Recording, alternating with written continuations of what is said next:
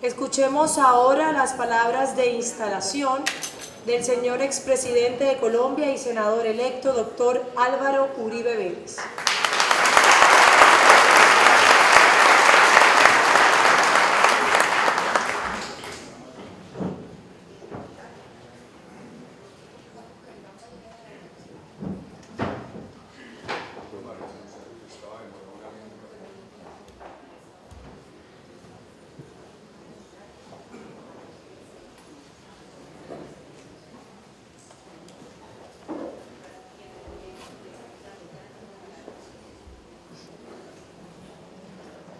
Muy apreciados compañeros, doctor Carlos Holmes Trujillo, candidato a la vicepresidencia de la República, doctora Alicia Arango Olmos, directora ejecutiva del Centro Democrático, doctor Fabio Valencia Cosio, coordinador político nacional, doctor Nicolás Echavarría, gerente de la campaña al Senado del Centro Democrático, señora ministra Marta Pinto de Jar, muy distinguidos miembros del Comité Político Nacional, señores senadores electos, representantes electos, candidatos al Senado de la Cámara, coordinadores de los departamentos, amigos de los medios de comunicación.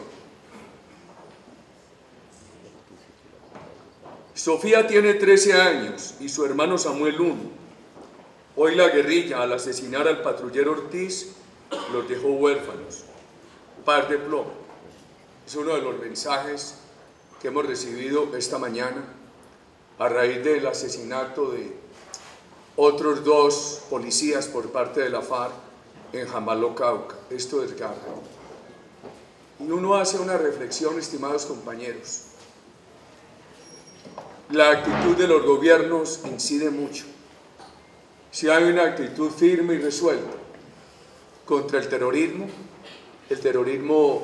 al terrorismo no se le alienta, pero una oferta de impunidad se convierte en un estímulo al terrorismo para que continúe con estas actividades. Al escuchar a la doctora Alicia Arango, registro con mucho dolor que no esté Andrés Uriel Gallego, quien ha sido compañero en tantas batallas. Esperamos que pueda superar esta penosa enfermedad. Quiero saludar al distinguido senador Juan Carlos Vélez, que ha hecho ese enorme esfuerzo, que ha defendido con Juan Lozano y ha defendido con el doctor Miguel Gómez estas tesis en el Congreso de la República, y a la doctora Liliana Rendón, quien con tanto pundonor renunció a su condición de senadora de la República para acompañar al Centro Democrático. Quería hacer unos comentarios, ojalá cortos, para que tengamos tiempo en el día de intercambiar ideas, estimados compañeros. Primero, muchas gracias por su esfuerzo en todas las regiones de la patria. Aquellos compañeros que no alcanzaron a ser elegidos, la tarea apenas empieza.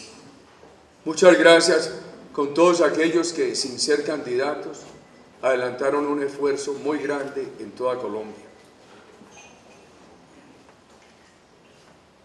El partido del Centro Democrático. Hay partidos de opinión y partidos simplemente de cuadros. Los partidos tienen que tener organización, pero fundamentalmente credibilidad ciudadana. Entonces, la organización es muy importante para su sustentación, pero definitivamente los partidos prevalecen en la medida que sean constructores de confianza creciente en la ciudadanía. Sería el primer mensaje que quisiera dirigir a ustedes en esta materia. En segundo lugar, este tiene que ser un partido de vocación de permanencia. No puede ser un partido de coyuntura. Estos esfuerzos, cuando son esfuerzos de coyuntura, traen muchas frustraciones y mucha incredulidad. En tercer lugar, tiene que ser un partido ajeno al sectarismo, de profunda vocación patriótica. El nombre de Centro Democrático es un nombre institucional, impersonal e intemporal. Cabe en cualquier momento. Apunta a los equilibrios. Un partido que tiene que luchar por la seguridad, pero también por la política social. Que tiene que luchar por una seguridad muy estricta, pero también por un cumplimiento riguroso con el respeto a las libertades democráticas. Un partido que tiene que trabajar para que Colombia tenga una alta tasa permanente de inversión, pero también para que la libertad de iniciativa privada sea una libertad incluyente. En América Latina, con los altos niveles de desempleo juvenil que también padece nuestro país y con los altos niveles de informalidad, la libertad de inversión privada hoy no es una libertad incluyente. Para poder legitimar la libertad de inversión privada hay que volverla incluyente. Y eso nos obliga a crear todas las condiciones para que los jóvenes de nuestro país, los sectores de medianos y de reducidos ingresos, puedan tener acceso a la inversión, puedan tener posibilidades de emprendimiento. El Centro Democrático exige un país con una orientación definida y central, pero con una gran descentralización en su ejecución diaria. Todos esos equilibrios que se pueden construir y que con 2 o 3 que les refiera es para estimular el pensamiento de ustedes sobre cómo desarrollar la idea de centro democrático. Todos esos equilibrios pueden darle un gran contenido al partido. Los invito a ustedes a pensar en esos equilibrios. Algunos comentarios sobre la situación de la patria. La economía. Viene este año un decrecimiento de las exportaciones del 8%. Y a ese decrecimiento concurre la disminución de las exportaciones de hidrocarburos y también de las exportaciones industriales. Ya se está reflejando allí el impacto de la violencia sobre los hidrocarburos, ya se está reflejando allí 2 años consecutivos de decrecimiento industrial. Nuestro candidato Oscar Iván Zuluaga sabe cómo recuperar la industria. Su propuesta de recuperación de la industria es formidable y sabe cómo generar esa confianza inversionista que poco a poco viene desvaneciéndose en el país. Cuando se observa el crecimiento económico del año pasado, primero, no es como dice el gobierno, el segundo de la región. Y segundo, pudo haber sido mucho más elevado. En la región crecieron por encima de Colombia, Paraguay, Panamá, Bolivia, Perú. Y nosotros pudimos tener un crecimiento del 6%, si hubiéramos mantenido las líneas de inversión que el país traía cuando Oscar Iván, al final de nuestro gobierno, terminó su tarea como ministro de Hacienda y Crédito Público. El tema del crecimiento económico deja unos vacíos muy grandes. Primero, pudimos crecer al 6%, las cifras registran 4,3%. Segundo, hay decrecimiento de la industria, una enorme debilidad del sector agropecuario y también unos sectores que habían crecido mucho empiezan a mostrar debilidades como los sectores de hidrocarburos y de minería. Cuando uno repasa cultivos en el país, encuentra que esos cultivos de tardío rendimiento que venían creciendo en nuestro gobierno están hoy bastante estancados y también se han notado decrecimientos preocupantes en cultivos transitorios, en lo que se llama cultivos semestrales. Quiero hacer unas referencias al tema de infraestructura. Lo único que avanza en este gobierno son las obras públicas que se contrataron en el nuestro, con toda transparencia. Nada de lo ofrecido ha empezado. No fue fácil para nuestro gobierno. Cuando nosotros llegamos encontramos las firmas de ingeniería quebradas, todas las concesiones de primera generación en litigio. Encontramos al país sin proyectos y con una gran desconfianza de la ingeniería internacional. Además, el fisco con enormes dificultades. No fue fácil emprender un conjunto de obras de infraestructura para buscar el desatraso del país, pero se logró con el aporte de Oscar Iván como ministro de Hacienda y con la gran dirección de la honestidad y de la sapiencia de Andrés Uriel Gallego como ministro de Infraestructura. Quiero hacer algunas referencias a lo que está ocurriendo hoy. Cuando nosotros llegamos a la presidencia, había 32 kilómetros de Transmilenio en Bogotá y 32 kilómetros de metro en Medellín. No había más transporte masivo. Yo creo que se dio un impulso a los sistemas de transporte masivo enorme en toda Colombia. Hoy están todos con muy serios problemas. No se concluye el de Cartagena. Barranquilla, Santa Marta, Pereira y Cali, con enormes dificultades por falta de liderazgo en el gobierno nacional y de trabajo conjunto con las administraciones departamentales y municipales. Nosotros, con la financiación de Oscar Iván, dejamos en muchas ciudades intermedias de Colombia el programa de ciudades amables, también con ese componente de transporte masivo. En unas ha avanzado, en otras todavía no ha empezado. Sobre Bogotá, nuestro gobierno en los primeros 4 meses le entregó 970 millones de dólares al entonces alcalde, doctor Antanas Mocus, para avanzar en el Transmilenio. Se avanzó inicialmente. Al final, en la mitad de nuestro segundo periodo, le entregamos a la administración de Bogotá, con una gran creatividad de nuestro entonces ministro Oscar Iván Zuluaga, vigencias presupuestales futuras para más Transmilenio que no ha avanzado, para la primera línea del metro, que se convirtió simplemente en tema de discurso político, llevan 5 años y no la han concretado, y para el tren de cercanías, en su primera etapa, Sabana de Occidente, que lo abandonaron. Nosotros contratamos las dobles calzadas que comunican a Bogotá con todos los destinos económicos. Y por ejemplo, cuando faltaba un 13% en la doble calzada de Briceño a Sogamoso y a Tunja, el actual gobierno, después de 44 meses, no lo ha concluido. He revisado para esta reunión el tema de las famosas nuevas concesiones viales de Colombia. Primero,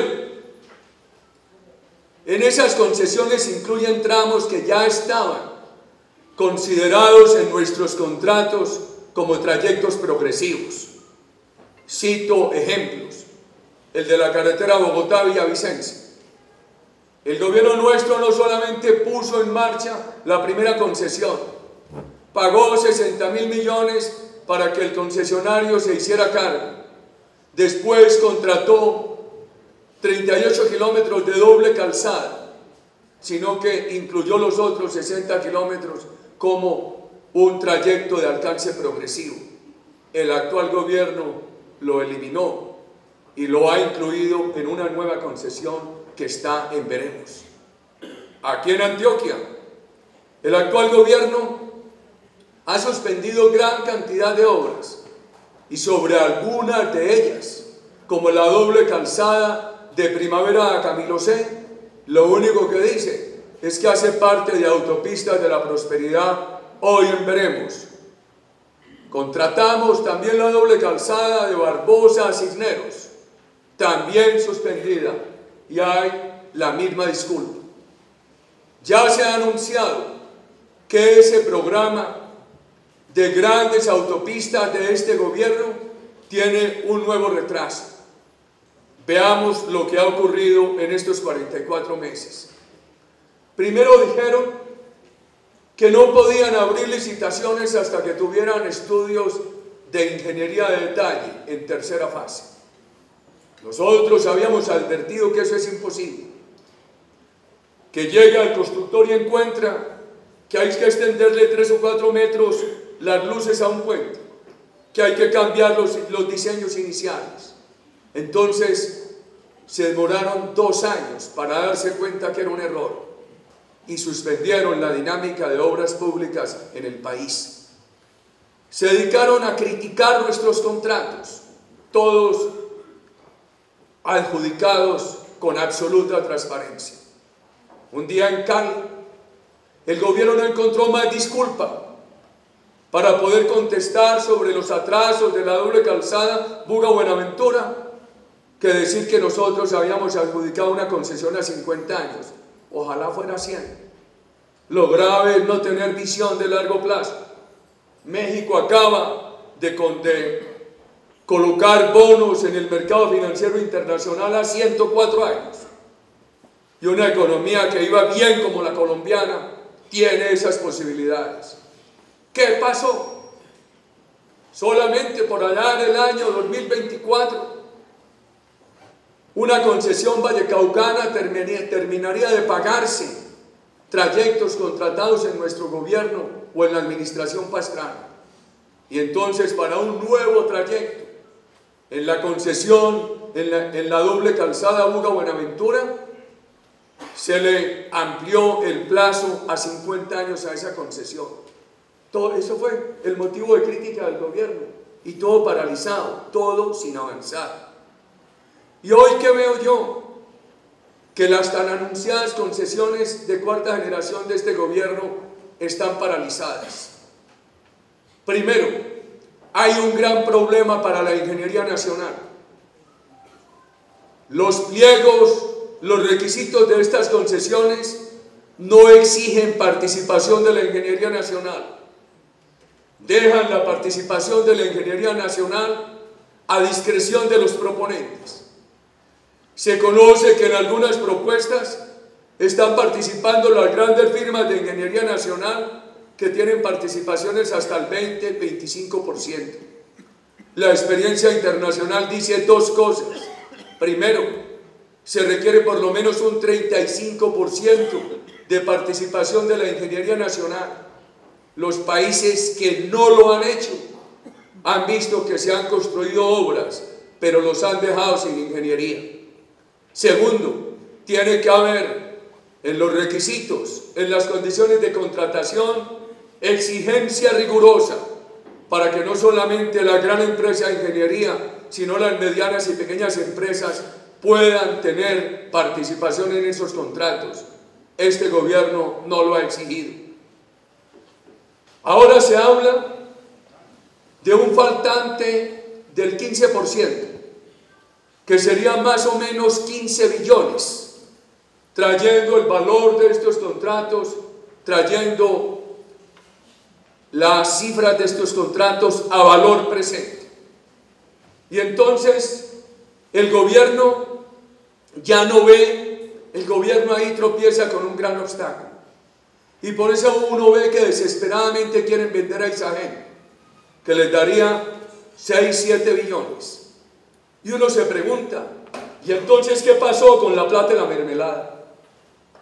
¿Y entonces qué pasó con la plata de la publicidad del gobierno? ¿No habría sido mucho mejor, en lugar de la mermelada de la corrupción política, del dinero del derroche de la corrupción, orientar ese dinero a estas concesiones de cuarta generación? Van a vender a Isagen para tapar huecos de derroche, huecos de corrupción política. Pero sigamos con las concesiones de cuarta generación. El gobierno empezó con una crítica tremenda a las vigencias futuras de nuestro gobierno. Claro, para el mío de Cali, para Bogotá, para las autopistas de la montaña, para la transversal del Caribe, para las vías de Barranquilla, Santa Marta, Cartagena, Valledupar, Sincelejo y Montería. Todo eso necesitaba vigencias futuras que las expidió el gobierno nuestro. Pues bien, este gobierno restringió las vigencias futuras al 20% del valor de la obra y no le alcanza para financiar las obras de las autopistas de concesiones de cuarta generación. Pero además han pretendido unas tasas de retorno que hoy difícilmente permiten encontrar que se financien este tipo de autopistas. Y con la situación de deterioro paulatino de la economía, a lo cual se suma un debilitamiento de la economía latinoamericana, una conclusión de los analistas de la economía internacional, que hoy la economía empieza a sustentarse no ya en economías emergentes como la nuestra, sino en la recuperación de las economías desarrolladas. Esto puede crear muchas dificultades para la financiación del gobierno Santos a las autopistas de cuarta generación. Óscar Iván es un generador de confianza. La manera como manejó la crisis de 2008 es un anticipo de lo que él podría hacer como presidente de la República para poder sortear estos obstáculos y garantizarle al país la financiación para estas obras y para las otras que requiere Colombia. En síntesis, después de 44 meses de grandes anuncios de este gobierno, hoy las concesiones de cuarta generación están en veremos. Veamos el ferrocarril. El gobierno nuestro ejecutó la recuperación de la línea férrea entre Buenaventura y Cartago. Empezamos a trabajar con una concesión que se había adjudicado antes. Esa concesión fracasó. Se adjudicó otra concesión operativa. No había podido llegar a punto de equilibrio. Al final de nuestro gobierno, estábamos examinando con esa concesión operativa unos aportes del gobierno nacional para equilibrar el servicio en la línea Buenaventura-Cartago. Han pasado 44 meses y eso no se ha resuelto. El gobierno nuestro reconstruyó la línea del ferrocarril de Santa Marta hasta La Dorada. Opera intensamente entre La Loma, en el Cesar y Santa Marta por la carga del carbón. El trayecto de La Loma a La Dorada es un trayecto que está hoy sin oficio. El gobierno nuestro no pudo adjudicar una concesión operativa porque hubo una grave denuncia de corrupción que nos obligó a suspender esa adjudicación. 44 meses. El gobierno Santos no ha avanzado para que ese tramo del ferrocarril entre La Loma, en el Cesar y Buenaventura y La Dorada pueda prestar servicios y ser operativo. Esto necesita a alguien ejecutor. Yo recuerdo cuando empezaba nuestro segundo gobierno y teníamos un problema muy grave, el pleito de Consa, la carretera de Bogotá al río Magdalena, adjudicada por gobiernos anteriores que había derivado en un gran litigio. En horas lo resolvió Óscar Iván, cuando en nuestro segundo gobierno empezó a desempeñarse como ministro consejero de la presidencia antes de asumir como ministro de Hacienda y Crédito Público. Es muy importante hacerle claridad a los compatriotas sobre todos estos temas, porque por ejemplo en materia de infraestructura llevamos 44 meses de crítica a nuestro gobierno, de anuncios de este gobierno, y no ha empezado una obra. Lo que ha tenido para inaugurar y para lucirse fue adjudicado con toda transparencia por parte de nuestro gobierno. Y hay unos problemas graves, unas nubes muy preocupantes, como la dificultad de todos los sistemas de transporte masivo y las dificultades de las tan cacareadas autopistas de cuarta generación. Veamos el tema de pobreza. Recuerdo a Juan Luis Londoño, que en paz descanse y que se nos fue a destiempo prematuramente, a quien el país necesitaría mucho decir lo más difícil en una tarea contra la pobreza y contra el desempleo es frenar sus velocidades inerciales. El país había tocado niveles de desempleo del 20%, niveles de pobreza del 50-53%.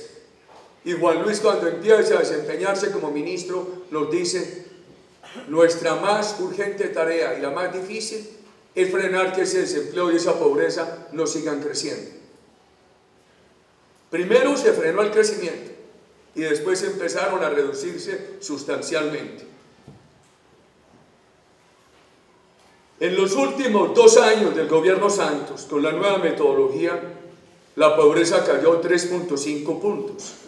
En los 2 últimos años de nuestro gobierno, que era ministro Oscar Iván, y que puso en marcha todo el plan para enfrentar la crisis de la economía internacional, la pobreza cayó 4.8 puntos. Sobre pobreza extrema, en los últimos 2 años ha caído 1,5 puntos. En los últimos 2 años de nuestro gobierno cayó 4.1. La pobreza medida por el índice multidimensional ha aumentado en algunas regiones de Colombia, ha aumentado en el Pacífico, ha aumentado en Antioquia, 0,7. La desigualdad a nivel nacional no se ha reducido y ha aumentado en algunas cabeceras. Por ejemplo, en casi todas las 13 grandes áreas metropolitanas del país, en el gobierno Santos ha aumentado la desigualdad.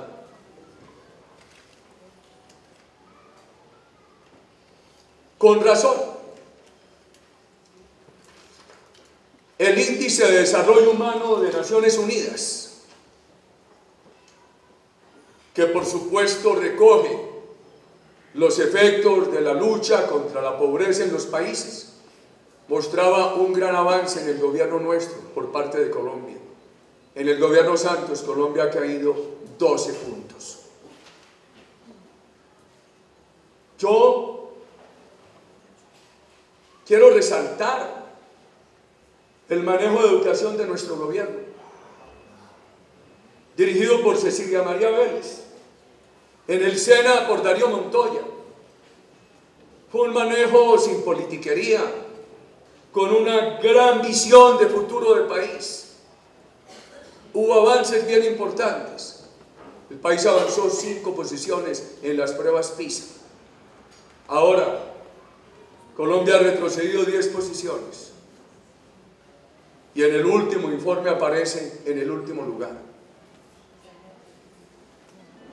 Creo que la propuesta educativa de Oscar Iván es lo mejor que en esa materia se le ha propuesto a Colombia durante muchos lustros. Veamos el tema de lucha contra la corrupción. En nuestro gobierno todo se debatió, todo se puso por encima de la mesa. Nada tapamos, nada eludimos. Colombia ganó mucha confianza. En el índice internacional de lucha contra la corrupción, en el gobierno Santos, Colombia ha perdido 17 posiciones. Oscar Iván representa transparencia, representa coherencia, representa carácter, representa firmeza. Es muy importante que es una persona ajena a las trampas, una persona con claridad en su alma, una persona con mucha claridad en el derrotero que requiere Colombia. Yo quería compartir con ustedes algunas de estas reflexiones porque me parece que es bien importante que nosotros hagamos que el país las conozca. Al país lo tienen engolosinado con las autopistas de 4ª generación, pero al país no le han dicho estos problemas que se están presentando. Yo terminaría aquí y creo que como partido de opinión, que tiene que sustentarse en la organización, pero fundamentalmente en el buen nombre ante la opinión, Antes de terminar esta reunión hay que entregar un informe a los medios de comunicación sobre lo que será nuestra agenda legislativa, que la debemos radicar justamente en la misma tarde del 20 de julio. Y muchas gracias a todos. Ahora, cuando la directora ejecutiva, la doctora Alicia Arango, le da los agradecimientos al doctor Nicolás Echavarría, él se encontraba en otras gestiones de este acto por fuera de este salón. Agradecemos de corazón a Nicolás Echavarría su gran esfuerzo,